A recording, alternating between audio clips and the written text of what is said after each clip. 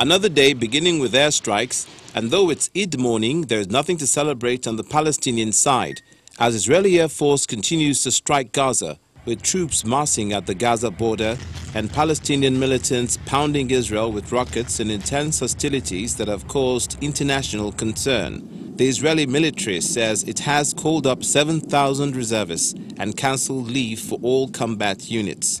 About half of the reservists will be working in air defense, artillery and medical units. In renewed airstrikes on Gaza, Israel struck a 6-story residential building in Gaza City that is said belonged to Hamas, the Islamist group that controls the Palestinian enclave. 83 people have been killed in the city since Monday, and 7 in Israel.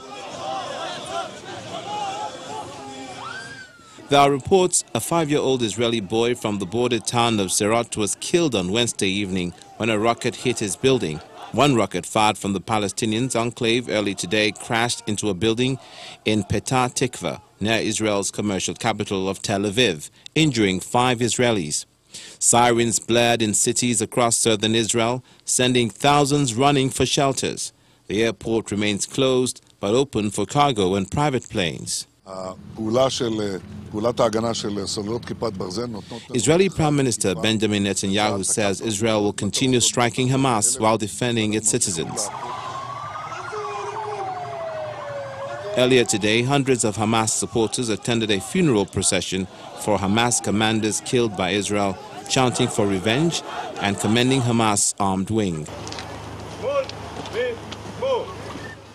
On the Israeli side, mourning family members and friends bid farewell to an Israeli soldier who was killed along the Israeli-Gaza border on Wednesday when Gaza militants fired rockets on the vehicle he was driving in.